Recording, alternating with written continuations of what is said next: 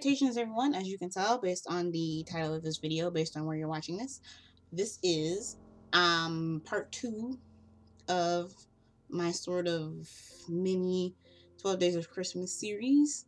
I'm not quite sure if I'm gonna like directly put part 2 of yada yada, but I will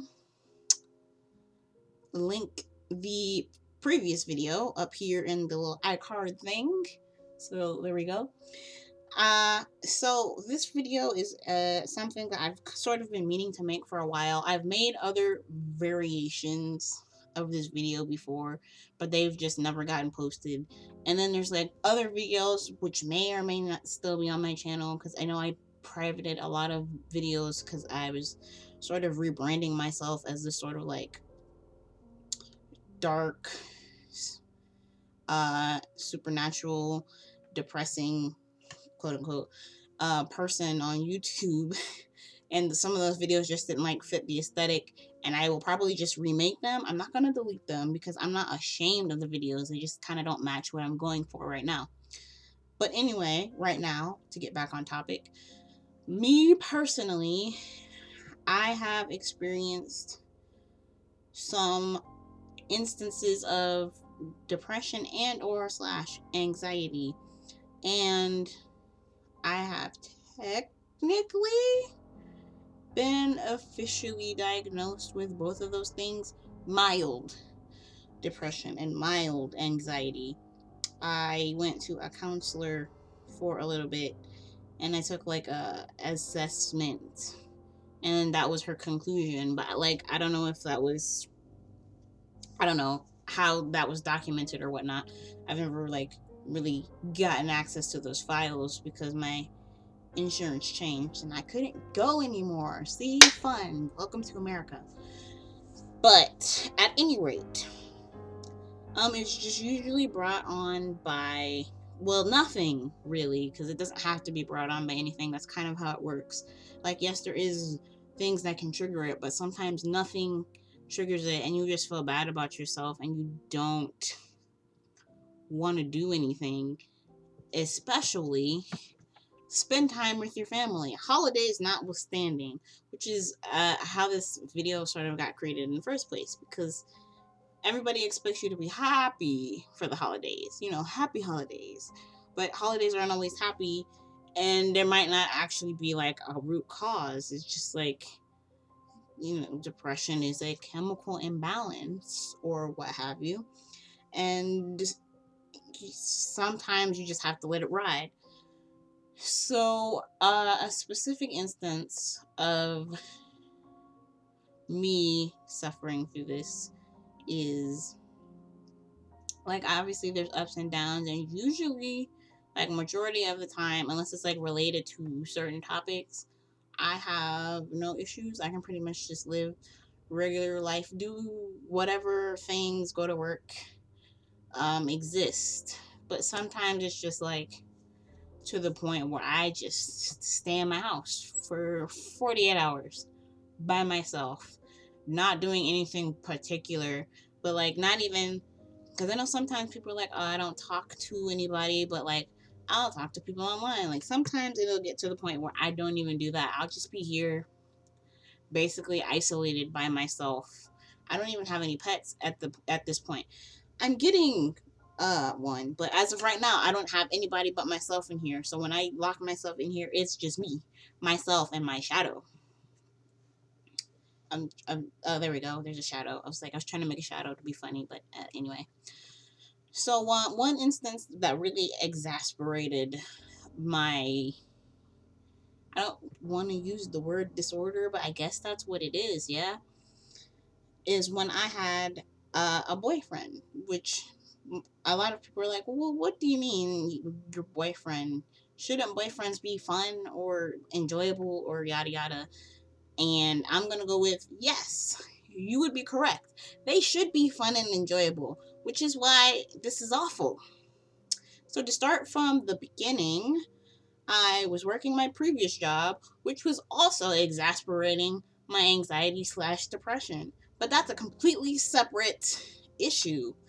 I don't work there anymore. So You know, this job is much better, like a lot more, get paid a lot more.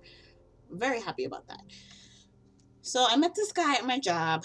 I spend a lot of my breaks, and I still do this sometimes, reading. And when somebody's reading a book, you don't sit there and try to have a conversation unless you either one, already know them, or two, like, I don't know, need help or something. And so I am sitting at a table. I always sit in the back with my back facing the wall. So there's nobody behind me, there's nobody next to me, there's nobody around me. I'm alone. The point, I'm alone, reading, not talking to anybody, staring straight down even. It's not even like you can maybe catch a glimpse in like a peripheral, or like maybe like glance sideways and lock eyes for a moment. Like, no, this took a concerted effort to get my attention. Not only that, but he was sitting on like the other side of the room talking to me, going, I think at first he was asking about the book, which, okay, fine, but then he just kept making conversation, and I'm just thinking to myself, leave me alone.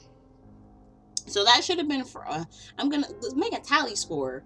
It's like, this is the first thing on the list of things of why I should have just not talked to this dude, because one, he's irritating and doesn't understand like social cues of don't talk to me, I'm reading a book, I don't know you, why are you in my face?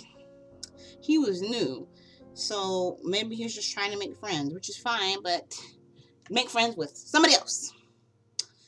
So then, instead of just telling him to go take a hike, I would, give like stilted answers, and he would continue to talk. This happened for days. And then, like, eventually, we sort of became like work friends, and other coworkers that I didn't talk to before kind of got in the mix, and yada yada. So we were friends. And then, like, he was the type of person that tended to overshare. So he just told me about his life, like how he was kicked out of his house by his family.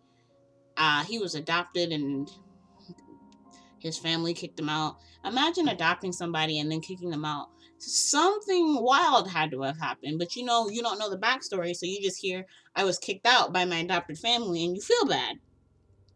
Looking back on it, knowing what I know now, he probably deserved it. But, and it doesn't have anything to do with the adopted part, it's just he probably deserved it the way he behaved. And then it was like he went to his grandparents' house, and his grandparents treated him poorly. Again, probably because of how he behaved, but I didn't know this at the time. You only know what people tell you, and you just take their word for it until you get to know them. He was trying to date. He had just gotten out of a relationship with a girl, and they had a baby, and he was paying child support, and he was struggling with that. And then there was a separate girl who claimed that the child was his, and he was paying child support for them as well. So that should have been like two strikes right there. Like, he has two baby mamas, or what have, he's paying for two children regardless of how many kids are actually his. Okay, so that's another strike. But at the time it was just, homies, didn't matter, none of my business. It was like, okay, that sucks, that's a tough life. So he was like, so he got kicked out of his grandparents' house at this point. And he was like, hey, I don't even think he asked me. I think I was just like, well, I guess I could help you get your crap or something. Because I decided to be nice that day, which was a mistake. Because I never do that. I never offer to help people do things unless I just, one, feel like it, which is just what happened in that instance, or two, I want something out of it. Like, if you give this much or spend this much money, you get such and such, like stuff like that, which makes me sound like a selfish person. But sometimes I generally just do stuff because I want to, but like most of the time, nah. So yeah, so in the midst of this, he was dating. He was just like, I think he was on like, I want to say like Tinder or something. And the people he was talking to just sounded like trash. And there was like a girl who worked at the deli, and I I guess she was flaky, and I didn't know her personally, but I don't know. I guess she was just flaky. And so he like went on a date with her and she stood him up or something. And so he was like, okay, well, this girl didn't work out and this girl didn't work out, yada yada. And he kind of had them like in a list of who he would want to date the most or something. And I was like, okay, well, who is your top pick? Because I guess we're trying to find out who he should ask on a date after this one girl stood him up. And he was like, I think he caught himself trying to be smooth or something. He was like, well, if I had my top pick, actually, it would be you. And I was just kind of like, okay. So who's your second pick? I don't remember what I actually said, but basically we just kind of moved on. Didn't even really address it. I didn't say thank you or not. We just kind of moved on with the conversation. And so then I guess I'm kind of the type of person, and there's some factors to this, but I'll get to that. I'm the type of person who, if somebody likes me, I'm more inclined to like them, even if they weren't on my radar before. So this was kind of like the triggering point of, okay, so he likes me.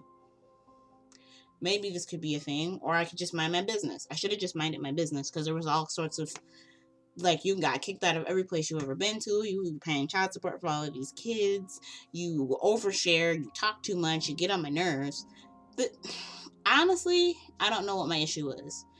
I think it's just the whole, if you like me, I like you back thing, which is not good at all. And that gets you in trouble. And it got me in trouble. Because that happened to me in high school, too. Granted, I only dated that guy for a week, so not as big a deal. Okay, so the factors, I just want to go over the factors real quick, is I don't have, I mean, like, I have crushes on people, but I don't actually want to date them. I believe the term that I saw for it one time was like a squish, I think, which basically means like, I like you and I think you're attractive, but I don't actually ever want to go on a date with you, like, ever. I'm content just being over here living my best life, you know? And so there's that. And then there's, which is probably directly related to the first thing, the fact that I'm asexual and I may or may not also be aromantic. I still haven't really done too much exploration into that. But basically, these things lead up to me not dating purposely unless somebody comes to me, I guess, is the thing. And so we start dating, basically, is the long and the short of it, which you knew where the story was going. And like, it went okay for a few weeks, and he had moved in with the coworker that was like his best friend at work, and so we would hang out at his house. And I was still living with my mom at the time, but I was a grown adult. I was 22 at the time.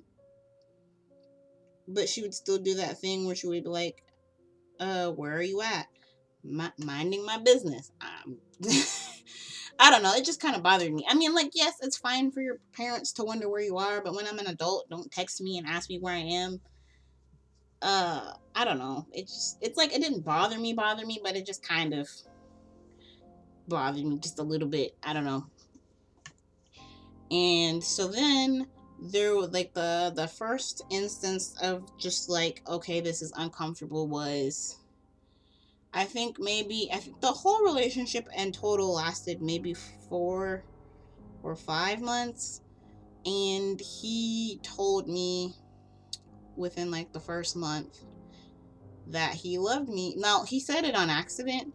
And so I let it slide because I was just like, okay, maybe he didn't mean to say that or whatever. So he didn't say anything. I didn't say anything. We just kind of moved on. And then maybe later that same week, he said it again. And then I was just kind of like, are you good, bruh? I didn't say, I don't know what I said. I didn't say that though. And then we were doing something and he was like, I don't remember what I said, but he was like, I don't want to keep saying it because you don't say it back.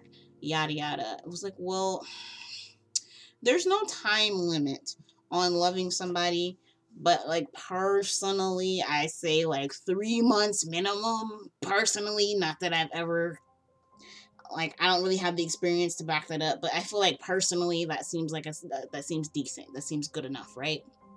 3 months is a good amount of time before you like drop them bombs, unless you really feel really certain. Also, hopefully you feel like they probably return that affection to some degree, which I'm pretty sure I was not sending off them signals at all. Uh, so then I just sat there and I kind of contemplated it, and I was like, do I?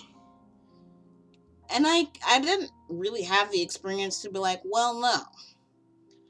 But, you know, looking back on it, well, no.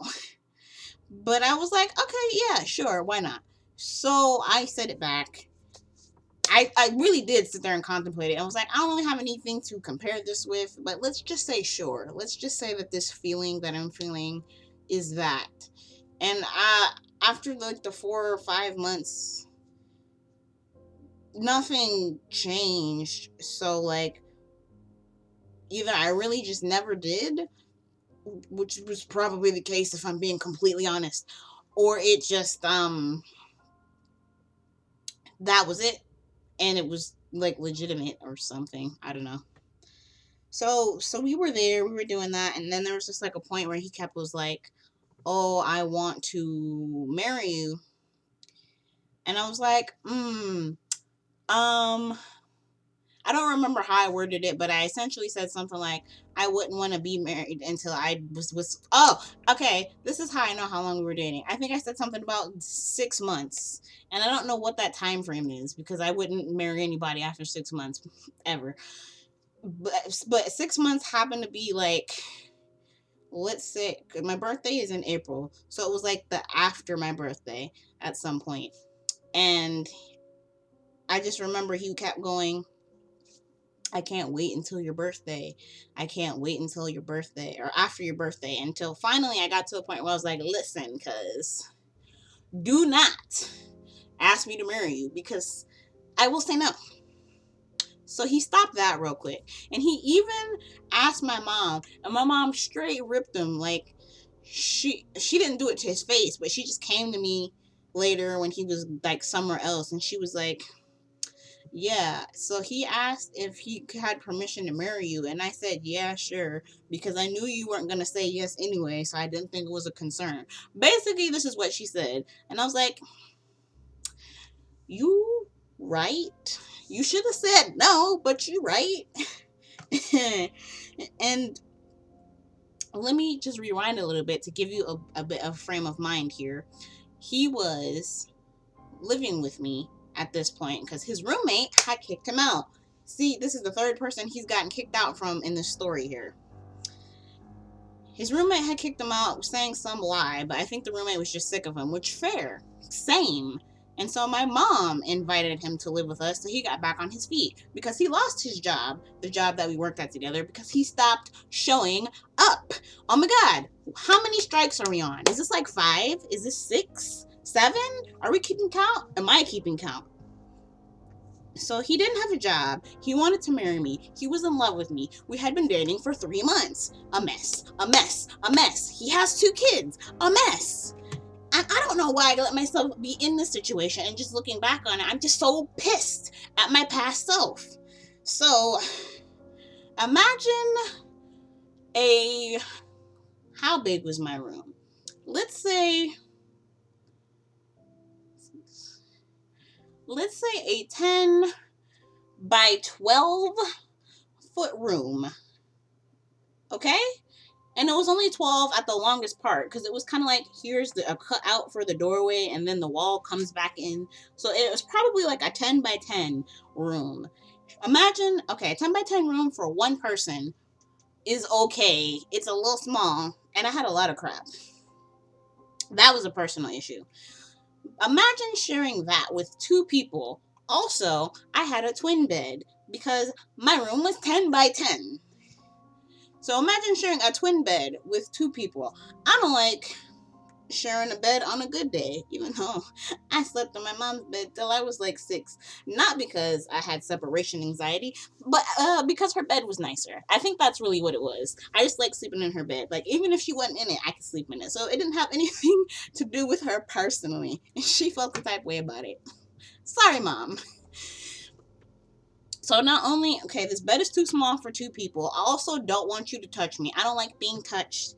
I didn't want you to touch me while we slept because it was uncomfortable. It was hot. So then, and when I sleep, I don't move in my sleep. So whatever like uncomfortable, cramped up, mummified position I put myself in to have space in my sleep, I woke up in, and my back hurt so bad for weeks. It was horrible. And then sharing that small space with another person made me so depressive.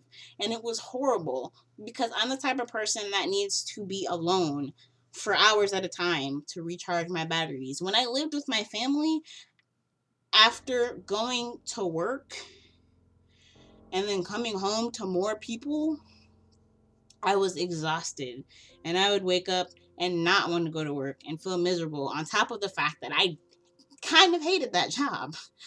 And so after I moved out, just as a side note, I don't feel like that anymore, because when I come home to aloneness. And so I have time to completely recharge, and I don't feel like trash when I get to work in the morning because I went from people to more people. So sharing a room that was made for one person with 2 people made me feel like garbage every day. And so I spent, because my room was so small, I didn't really have like room for a chair. Uh, I mean, I did have room for a chair, but just the way my room was set up, like I had a dresser and a desk and a bed, and so it wasn't really set up for a chair to just like lounge in. So I would sit in the dining room, and he would stay in my room. He had like made himself comfortable. He set up a whole desktop in my closet, and he was like on the floor playing video games, even though he didn't like video games because once you figure out the pattern, they're no longer fun and they're not mentally stimulating. Whatever. So I didn't want to stay in the room with him because depressed, no space. And he would try to guilt trip me. And he would say things like, because I wouldn't take my charger. I would take my laptop. The battery lasted like 6 hours. I would take the laptop, go sit in the dining room till it died, and then came back and plugged it up. So he would be like, see you in a few hours. And I would be like, yep, bye.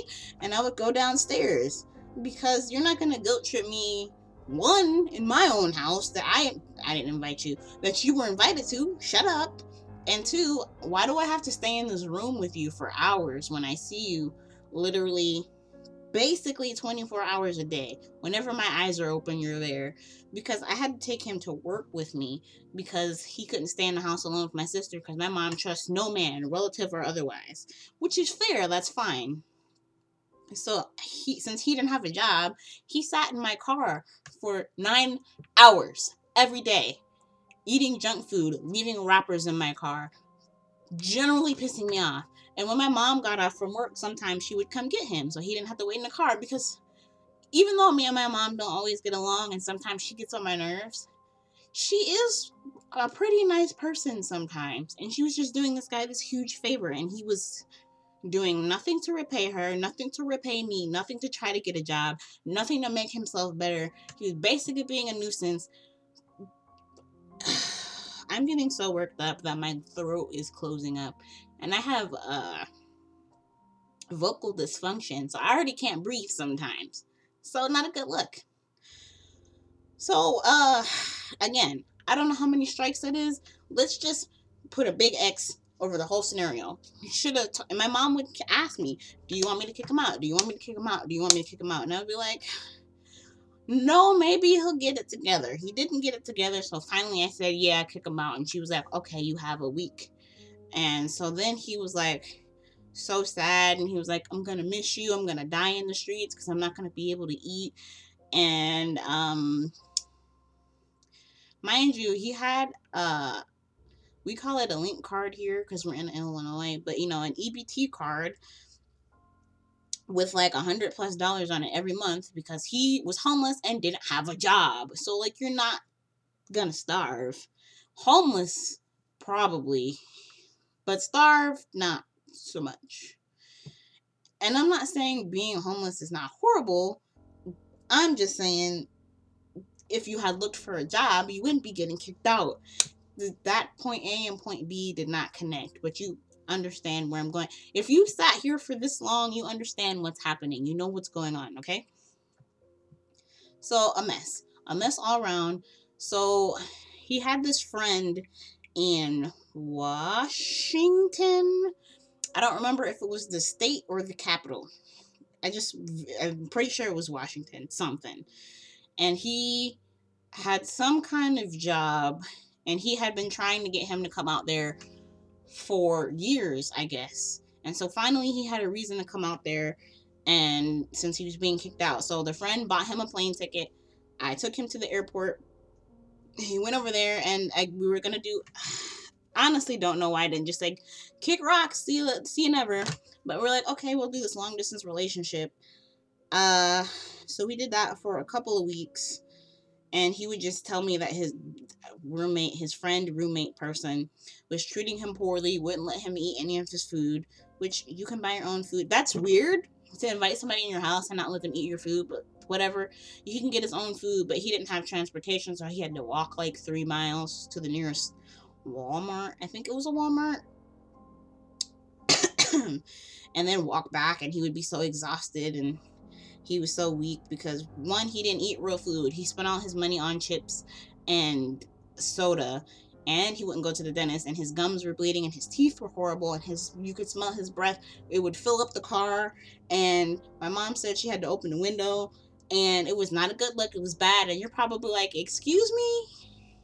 Are you okay? Why were you in this situation? I don't know.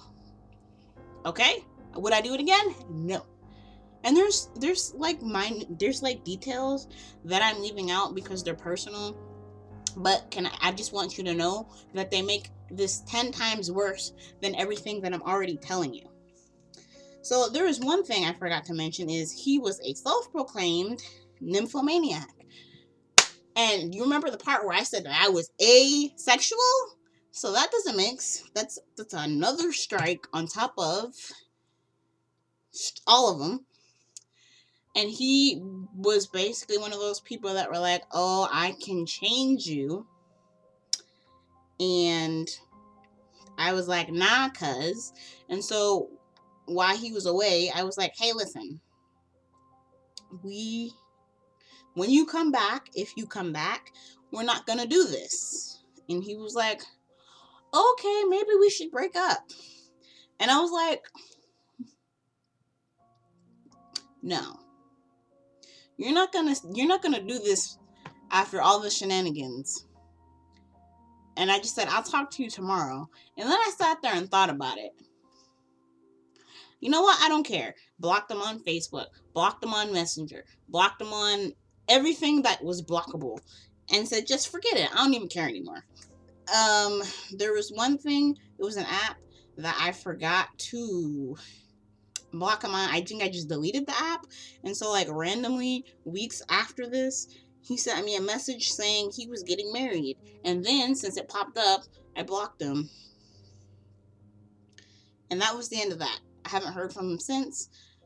Sometimes when I still worked at the other job, my coworker would be like, whatever happened to him? And I was like, beats me. He might be lying in a ditch somewhere dead. Probably that's what happened, because he probably got kicked out again. I'm not saying I wish death on him. I'm just saying he might have died because he keeps getting kicked out. And if there's no one to take care of him and he's out on the road, sometimes that's just how the world is. Not saying it's a good thing. It's just a thing that happens.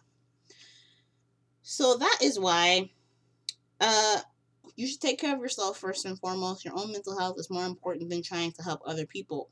And if this many red flags are being raised to you by a person, get rid of that person, get them out of your life.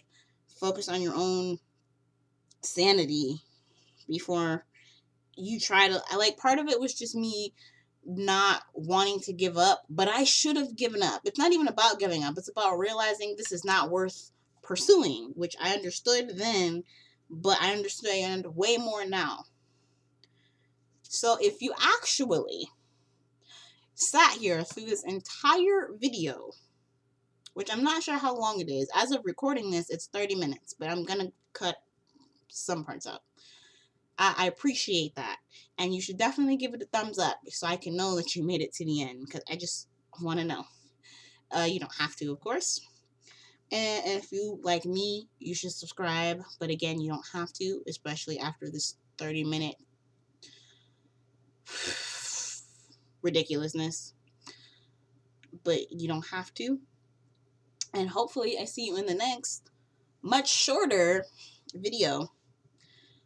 And may God be with you.